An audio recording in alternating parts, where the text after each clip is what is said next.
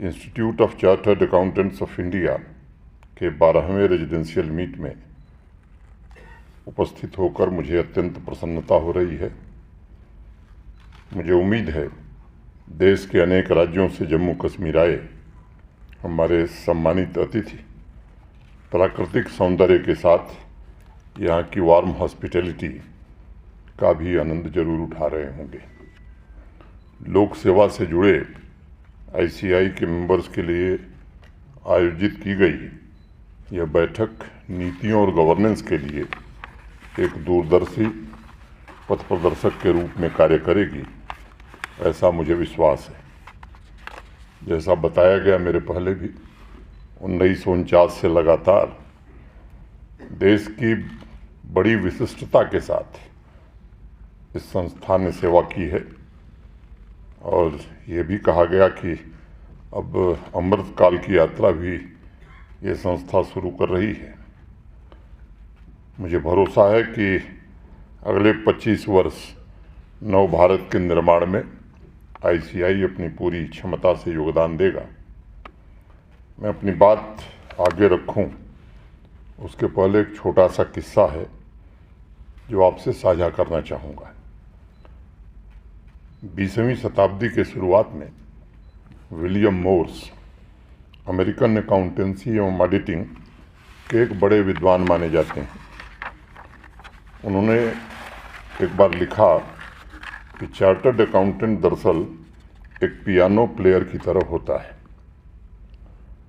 जैसे piano player की नज़र पहले उसके सामने रखे शार्प और फ्लैट नोट्स पर होती है, फिर उसी समय नोट से वह किस की को प्रेस करना है ये भी देखता है और फिर उसी समय उस की का वैल्यू और कितनी देर तक प्रेस करना है उसका टाइम भी समझता है और ठीक उसी समय वो अपने फिंगर्स की पर ले जाता है और तत्काल उसी समय अपने पैर पियानो के पेडल पर रखता है। इन सारी चीज़ों को ध्यान में रखकर अगर आप पियानो प्लेयर को स्टेज पर देखते हैं तो मुझे लगता है वो इंसान नहीं, एक सुपर ह्यूमन दिखाई पड़ता है। चार्टर्ड अकाउंटेंट भी हूबहू पियानो प्लेयर की तरह एक सुपर ह्यूमन है जो इंटीग्रिटी और तन्मयता से फाइनेंशियल इंफॉर्मेशन, मार्केट डिसिप्लिन और बिजनेस ट्रांजैक्शन में एक ही समय में लय साधकर इकोनॉमिक ग्रोथ को सुनिश्चित करने में सहायता करता है। मैं विलियम मोर्स की बात से सहमत हूँ और आज यहाँ जो सुपर ह्यूमन एकत्रित हैं मैं उनका तहे दिल से स्वागत करता हूँ, अभिनंदन करता हूँ। मेरे भी अनेक साथी हैं जिन्होंने सफल चार्टर्ड अकाउंटेंट के कैरियर के पश्चात सार्वजनिक जीवन में अपने आप को समर्पित किया। अपने चरित्र, गुण, विचार, शक्ति, ईमानदारी एवं कुशलता के अटल आदर्शों द्वारा इस राष्ट्र को जीवंत बनाने में अविस्मरणीय और ठोस योगदान दिया है। अकाउंटिंग सिर्फ बैलेंस शीट का मामला नहीं है। गवर्नेंस में पर्दे के पीछे बैठे चार्टर्ड अकाउंटेंट के साथ डेवलपमेंट प्रोजेक्ट, रोजगार, ग्रामीण विकास, कुटीर उद्योग, देश की सुरक्षा तथा आर्थिक प्रगति के पथ पर सामाजिक एवं आर्थिक आदर्श भी जुड़े हुए हैं। विलियम मोर्स से थोड़ा अलग हटकर मुझे अगर कहना हो तो मैं कहूँगा कि सही मायने में चार्टर्ड अकाउंटेंट का अर्थ है ऐसे इनविजिबल चेहरे जो देश के सामाजिक आर्थिक विकास की मजबूत नींव रखने का काम कर रहे हैं। इस दृष्टिकोण से देखा जाए तो दुनिया के सबसे बड़े अकाउंटेंसी इंस्टीट्यूशन आईसीएआई के स्वर्णिम इतिहास और वर्तमान, भारत की प्रगति, सार्वजनिक हित और अर्थव्यवस्था में संस्थान के योगदान की शानदार परंपरा पर देश को निश्चित रूप से गर्व की अनुभूति होती है। राष्ट्र निर्माण के भागीदार के रूप में आईसीआई ने विभिन्न सरकारी संस्थाओं, रेगुलेटरी बॉडीज और देश के आर्थिक विकास से संबंधित विभिन्न नीतियों के इम्प्लीमेंटेशन में लगातार अपना सहयोग दिया है ताकि विकास के सामूहिक प्रयास और अधिक तीव्र तथा सशक्त हो सके। अभी मेरे पूर्व भी कई साथियों ने बताया, देश के सम्माननीय प्रधानमंत्री जी के नेतृत्व में हमारा देश दुनिया की 5वीं सबसे बड़ी आर्थिक ताकत बनकर उभरा है। मैं समझता हूं कि आर्थिक शक्ति समाज के सभी वर्गों में पैदा हुए नए संकल्प हर एक सेक्टर की विकास की नई राह पर ले जाने के लिए आतुर दिखाई पड़ रहा है। चाहे जीएसटी कलेक्शन हो, फॉरेन एक्सचेंज रिजर्व हो, मर्चेंडाइज एवं सर्विस एक्सपोर्ट हो, प्राइवेट इक्विटी हो, वेंचर कैपिटल इन्वेस्टमेंट हो, डोमेस्टिक इन्वेस्टमेंट हो, या आत्मनिर्भर भारत की स्कीम्स में आई नई गति हो, इंफ्रास्ट्रक्चर डेवलपमेंट के प्रोजेक्ट्स हों, सभी क्षेत्रों में विकास की नई परिभाषा और संस्कृति ने जन्म लिया है। और मुझे लगता है कि केवल देश का राजनीतिक संस्कार नहीं बदला है, बल्कि कार्य संस्कृति में भी बड़ा बदलाव देश ने महसूस किया है। ग्रामीण अर्थव्यवस्था को भी कैसे सशक्त बनाया जाए, ग्रामीण क्षेत्रों से पलायन न हो, इसके लिए भी अनेक महत्वपूर्ण कदम उठाए गए हैं ताकि गांवों को सशक्त बनाया जाए, गांव में रहने वाले लोगों को उनकी क्षमता से अवगत कराया जाए। और मैं जिम्मेदारी से बात कहना चाहूँगा कि पिछले 9 वर्षों में प्राइवेट और पब्लिक दोनों सेक्टर में एक नई सोच पैदा हुई है। ठोस आर्थिक नीतियों की वजह से विश्व की बड़ी बड़ी संस्थाओं और कंपनियों ने हमारे देश के सामर्थ्य में भरोसा जताया है। मुझे प्रसन्नता है कि आईसीएआई विकास के इन सभी अभियानों में बढ़ चढ़ करके हिस्सा ले रहा है और आईसीएआई ने सिर्फ चार्टर्ड अकाउंटेंसी संस्थानों के बीच में ही अपनी जगह नहीं बनाई है, बल्कि ग्लोबलाइजेशन, बिजनेस तथा ट्रेड की चुनौतियों, उथल पुथल, कंपटीशन के बीच ग्लोबल स्टैंडर्ड, नित नए बदल रहे आधुनिक मानक, नए बेंचमार्क भी स्थापित किए हैं। मैं मानता हूं कि आज सिर्फ फाइनेंशियल मार्केट की विश्वसनीयता, डिसिप्लिन बरकरार रखने, इन्वेस्टर शेयर होल्डर का आत्मविश्वास बनाए रखने और सही इंफॉर्मेशन प्रोवाइड करने तक ही आपका रोल सीमित नहीं है, बल्कि समावेशी विकास, इंक्लूसिव डेवलपमेंट में भी आप सब योगदान दे रहे हैं।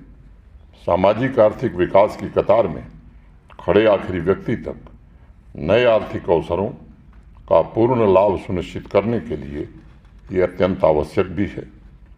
विभिन्न विकास कार्यक्रमों पर हो रहे खर्च सरकारी खजाने के एक एक पाई की जरूरतमंद लोगों तक पहुंच हो। किसी भी योजना और उसके खर्चे का मूल्यांकन इस कसौटी पर होना चाहिए कि उससे आम लोगों के जीवन में कितना बदलाव आया।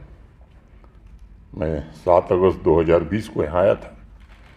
आने के 3-4 दिन बाद ही मध्य प्रदेश के पूर्व मुख्यमंत्री, कांग्रेस के वरिष्ठ नेता श्री दिग्विजय सिंह जी का फ़ोन आया।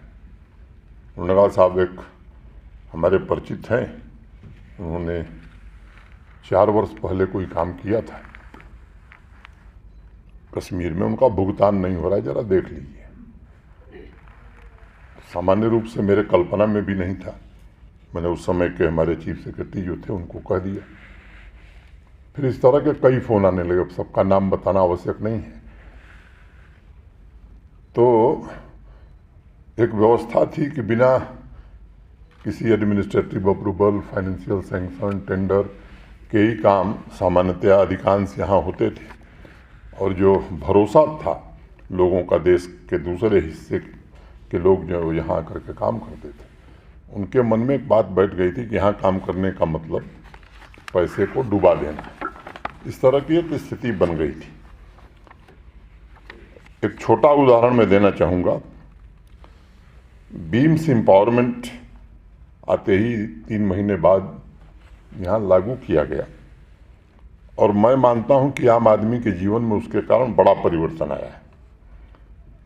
और मैं अगर कहूँ कि जम्मू कश्मीर देश के अग्रणी पारदर्शी और जवाबदेह व्यवस्था लागू करने वाला यूटी बन गया है, तो शायद ये कोई अतिशयोक्ति नहीं होगी।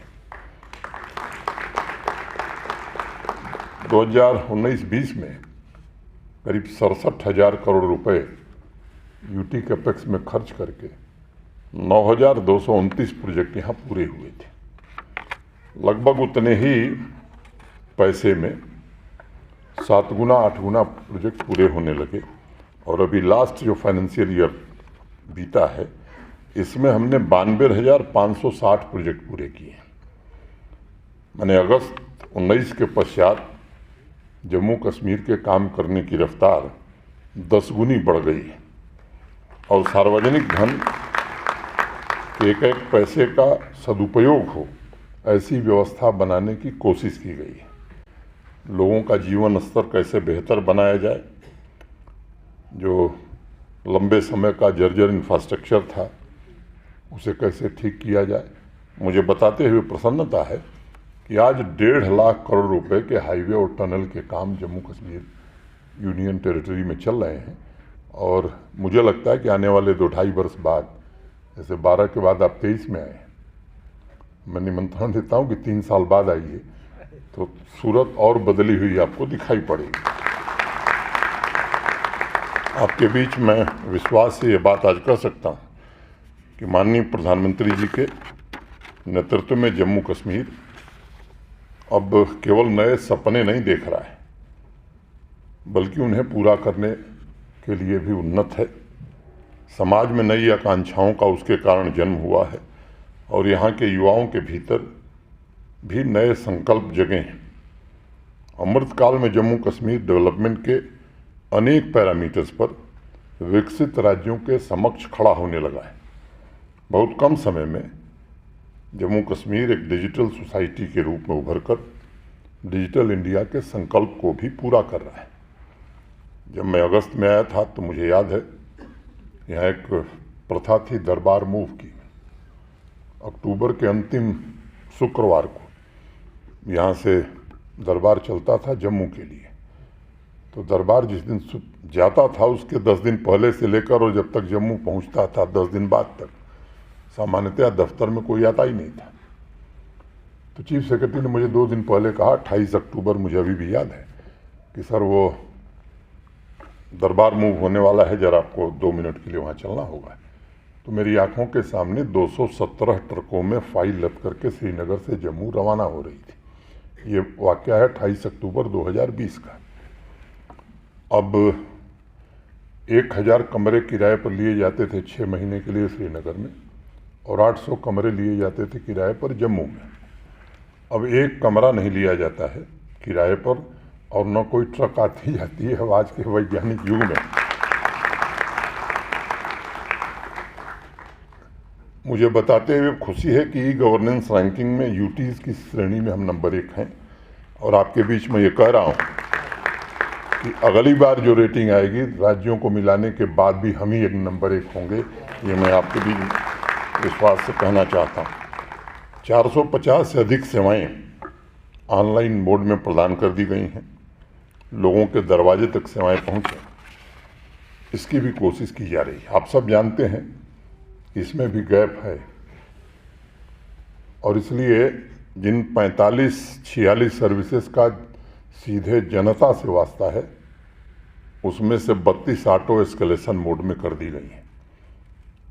मैं अगर 1 मिनट और लूँ उसको बताने के लिए, तो अगर मान लीजिए पब्लिक सर्विस गारंटी एक्ट में किसी को बर्थ सर्टिफिकेट चाहिए और तहसीलदार को देना है 15 दिन में, अगर वो नहीं देगा तो 16वें दिन उसके हायर ऑफिसर के पास ऑटोमेटिकली वो एस्केलेट हो जाएगी।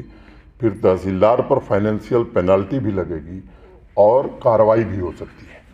तो मैं समझता हूँ कि, मैं जानता हूँ इसका रेजिस्टेंस बड़ा था, लोग चाहते नहीं थे, सहगल साहब बैठे हैं तो लोग चाहते नहीं थे, लेकिन मैं समझता हूँ कि इसके अलावा कोई विकल्प नहीं है कि कॉमन मैन के दरवाजे तक सर्विसेज पहुँच जाएंगे। और मुझे पूरा भरोसा है कि इस महीने के अंत तक जिन सर्विसेज का आम आदमी से वास्ता है वो सभी इसी मोड में कर दी जाएंगी। और मुझे ये भी बताते हुए खुशी है कि रैपिड असेसमेंट सिस्टम हमने लागू किया हुआ है और हमारी ऑनलाइन सर्विसेज की जो अप्रूवल रेटिंग है वो 90% से ज़्यादा है आज की तारीख में। एक बड़ी दिक्कत हमारे यहाँ थी लैंड रिकॉर्ड की, फारसी में थे और 200 लोग थे जो उसको जानते थे, और मैं ठेठ भाषा में उसे इस तरह कहता हूँ कि यहाँ का पटवारी कलेक्टर से ज़्यादा ताकतवर था, किसी की बात ही नहीं सुनता था। अब वो पूरी तरह से डिजिटाइज कर दिए गए, हिंदी, इंग्लिश और उर्दू 3 भाषाओं में सबके पासबुक उपलब्ध करा दिए गए। मुझे एक घटना याद, मैं कई बार कहता हूँ कि अगर महाभारत काल में भी लैंड का डिजिटाइजेशन हो गया होता, लैंड रिकॉर्ड दुरुस्त रहते, तो 5 गांव का ही मसला था, इतना बड़ा युद्ध हुआ नहीं होता। एक श्रीलाल शुक्ल हिंदी के बड़े साहित्यकार हुए, उनका एक उनकी प्रसिद्ध किताब है राग दरबारी। उसमें एक पात्र है, उसका नाम है लंगड़। तो उसका एक ही पैर खराब था, उसको लैंड रिकॉर्ड चाहिए था। रायबरेली जिले का ही रहने वाला था, लखनऊ के बगल में। इतना दौड़ा कि लगा कि दूसरा पैर भी खराब हो जाएगा, तो उसने जाना छोड़ दिया। तो लैंड रिकॉर्ड के कारण ये परेशानी सामान्य आदमी को रही है। पब्लिक सर्विस डिलीवरी वह आधार है जिसके माध्यम से समाज के कमज़ोर वर्ग या अंतिम छोर पर रहने वाले वर्ग को राष्ट्रीय उद्देश्यों में शामिल होने के लिए ताकतवर बनाया जा सकता है। और हमारे प्रशासन का यह लक्ष्य भी है और इसे ध्यान में रखते हुए शिद्दत से काम करने की कोशिश की जा रही है। न्याय, जवाबदेही, निष्पक्षता और पारदर्शिता यही शासन की आधारशिला होनी चाहिए और एडमिनिस्ट्रेशन का एजेंडा भी यही होना चाहिए। राष्ट्र के निर्माण में हर एक नागरिक शामिल हो, राष्ट्रीय विकास का लाभ हर एक नागरिक तक पहुँचे। अभी G20 का जिक्र आपने किया। टूरिज्म वर्किंग ग्रुप की तीसरी बैठक यहाँ भी आयोजित की गई थी। देश और दुनिया में अनेक प्रकार के संदेह थे। मुख्य बैठक नहीं थी, लेकिन मुख्य बैठक जो गोवा में होगी उससे ज़्यादा चर्चा श्रीनगर के बैठक की हो गई। और मैं कह सकता हूँ कि पूरी दुनिया ने जम्मू कश्मीर के नैसर्गिक सौंदर्य, गौरवपूर्ण इतिहास, संस्कृति, परंपरा को ही केवल नहीं देखा, बल्कि 2019 के बाद 4 वर्षों में हुए त्वरित और समग्र विकास को भी देखा भी, स्वीकार भी किया और अपने अपने देशों में जाकर के कई ने लेख भी लिखे। ये सच है कि जम्मू कश्मीर के इतिहास का ये पहला और सबसे बड़ा ग्लोबल इवेंट था, जिससे समाज में एक नई चेतना का जन्म हुआ है। आम नागरिकों में भी एक नया आत्मविश्वास पैदा हुआ है। वह भारतवर्ष के सामाजिक, आर्थिक और सांस्कृतिक विकास में योगदान देने की अपार क्षमता भी रखता है। 19 के पहले आप सब बाहर से आए हैं, कभी ये टेररिस्ट हॉट स्पॉट हुआ करता था, अब टूरिज्म और तरक्की का हॉट स्पॉट बनता जा रहा है। कुछ ज़िले ऐसे हैं जिनको दूसरे कारणों से आप जानते थे, पुलवामा, शोपियाँ। पिछले बार 10-10 हज़ार नौजवान वहाँ तिरंगा लेकर भारत माता की जय के नारे लगा रहे थे। ये दृश्य पिछले 2-3 सालों में देखा। और 1,88,00,000 टूरिस्ट पिछले वर्ष जम्मू कश्मीर में आया है। और मैं आश्वस्त हूँ कि इस बार ये संख्या 2 करोड़ नहीं, 2.25 करोड़ से ज़्यादा बढ़ने वाली। मैं जानता हूँ कि हमारे पास कमरों की कमी है, उस पर भी हम काम कर रहे हैं। समय नहीं है कि मैं इस पर विस्तार से बताऊं, लेकिन 2 साल में देश के किसी भी शहर से बेहतर सुविधाएं यहाँ रहें, इसकी कोशिश हम कर रहे हैं। 150 दिन हड़ताल के होते थे। 1 जनवरी को हमारा जो पड़ोसी है वो हड़ताल का कैलेंडर जारी करता था। अब एक दिन भी न स्कूल बंद होता है। पत्थरबाजी अब इतिहास की घटना हो गई। 365 दिन भी जनजीवन अब सामान्य रहता है। बिजनेस और विद्यालय और महाविद्यालय और विश्वविद्यालय सुचारू रूप से चलते हैं। और एक दूसरी बात मैं कहना चाहता हूं कि 500 से ज़्यादा नए एंटरप्रेन्योर्स रोज़ अपने दिन की शुरुआत यहाँ कर रहे हैं, प्रतिदिन। अनेक लोग हैरान होते हैं कि कोरोना काल में जब अनेक राज्यों की अर्थव्यवस्था में गिरावट दर्ज की गई थी, तब जम्मू कश्मीर उस समय भी ग्रो कर रहा था। अगर इंडस्ट्रियलाइजेशन की बात मैं करूं तो ये सच है कि आज़ादी के बाद से लेकर के और 2020 तक कुल 14,000 करोड़ का प्राइवेट इन्वेस्टमेंट यहाँ आया था। आज हमारे पास जो प्रस्ताव हैं वो 76,000 करोड़ से ज़्यादा के हैं। 38,000 करोड़ की ग्राउंड ब्रेकिंग हो चुकी है। आज की तारीख में 25,000 करोड़ से ज़्यादा के काम चल रहे हैं। 19 इंडस्ट्रियल इस्टेट का निर्माण तेज गति से हम करें। ज़मीन की कमी हमारे पास है, ये सच्चाई है, लेकिन उससे भी हम बाहर निकल जाएंगे। और आंध्र प्रदेश के बाद जम्मू कश्मीर शायद पहला यूटी होगा या राज्य होगा जिसने विमेन इंडस्ट्रियल इस्टेट भी स्थापित किया है। इसी साल मार्च में जम्मू कश्मीर में अब एफडीआई भी आने लगा है। ईमार ग्रुप ने यहाँ 10 लाख स्क्वायर फुट का एक मॉल यहीं श्रीनगर में उसने काम शुरू किया है, और एक आईटी टावर श्रीनगर में और एक आईटी टावर जम्मू में बनाने का काम वो कर रहा है। मैं एग्रीकल्चर की चर्चा बस 2 मिनट में करूंगा। मोटे तौर पर यहाँ की 70% आबादी एग्रीकल्चर और एलाइड एक्टिविटी से जुड़ी हुई है। 13 लाख परिवार हैं जो एग्रीकल्चर और एलाइड एक्टिविटी से जुड़े हैं। अभी जो हमारा कंट्रीब्यूशन है यहाँ की जीडीपी को करीब 37,000 करोड़ रुपए का है। एप्पल हो, वॉलनट हो, चेरी हो, आलमंड हो, सैफरन हो, अनेक ऐसी नीश क्रॉप्स हम पैदा करते हैं जो देश के दूसरे हिस्से में नहीं पैदा होती हैं। देश के अनेक जाने माने कृषि वैज्ञानिकों की सलाह से पिछले वर्ष हमने एक होलिस्टिक एग्रीकल्चर डेवलपमेंट प्लान बनाया। उसमें 29 प्रोजेक्ट उन लोगों ने रिकमेंड किए, और जब कमेटी प्रेजेंटेशन कर रही थी तो उसमें एक सज्जन हैं जो आईसीआर के डायरेक्टर जनरल हुआ करते थे, कभी बिहार में योजना आयोग के उपाध्यक्ष थे। तो उन्होंने कहा कि साहब मैंने बिहार के लिए भी ऐसी ही एक योजना बनाई थी, और उस समय के मुख्यमंत्री जी ने मुझे कहा कि साहब बाकी जो कहिए वो दे देंगे, पैसा हम नहीं दे पाएंगे। मैंने कहा नहीं, मैं दूसरी बात कर रहा हूँ कि आपको जितना पैसा चाहिए उसमें 1 पैसे की कमी हम नहीं करने वाले हैं, बाकी काम अगर रोकना पड़ेगा तो रोकेंगे। तो वो बात यहाँ हो गई है, और मैं ऐसा मानता हूँ कि 5 साल में प्रोजेक्ट हम ज़मीन पर उतार लेंगे। जितने हमारे एग्रीकल्चर और लाइन डिपार्टमेंट के ऑफिसर्स हैं, 3 महीने की उनकी ट्रेनिंग पूरी हो गई है। हर पंचायत में किसानों की ट्रेनिंग का काम 3 दिन का चल रहा है। 31 अगस्त को वो भी समाप्त हो जाएगा, और अभी तक 65% से ज़्यादा पंचायतों में काम हम ख़त्म कर चुके हैं। मैं एक छोटी घटना बताता हूँ। मेरे ऑफिस में एक डिप्टी सेक्रेटरी काम करता है, उसकी वाइफ एग्रीकल्चर डिपार्टमेंट में काम करती है।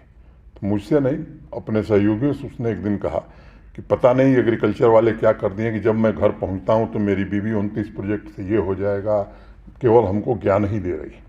और जो 29 ये प्रोजेक्ट हैं सब एक दूसरे से इंटरलिंक्ड हैं, उससे केवल एक लाभ नहीं होने वाला।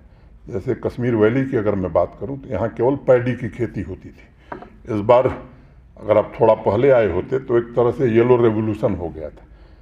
जो खेती का रकबा है 30% बढ़ा करके हमने सरसों का प्लांटेशन व्यापक तौर पर किया। अब ये ठीक है कि उससे ऑयल डेफिसिट हमारी कम होगी, लेकिन उसके 2 और लाभ हैं जो सामान्य रूप से लोग नहीं समझते। फॉडर की भी डेफिसिट है हमारी। 29 प्रोजेक्ट में एक प्रोजेक्ट ये भी है कि यहाँ फॉडर की कमी न रहे। तो अब सरसों से, मस्टर्ड से 40% ही ऑयल निकलता है, थोड़ा कम ही निकलता है।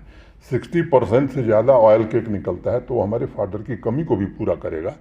और तीसरा जो सबसे बड़ा लाभ हुआ कि मधुमक्खियाँ 1 महीने पहले कश्मीर घाटी में आ गईं, तो जो हमारे किसान शहद का काम कर रहे हैं, मुझे लगता है कि उनको एक बड़ा लाभ आने वाले समय में होने वाला है।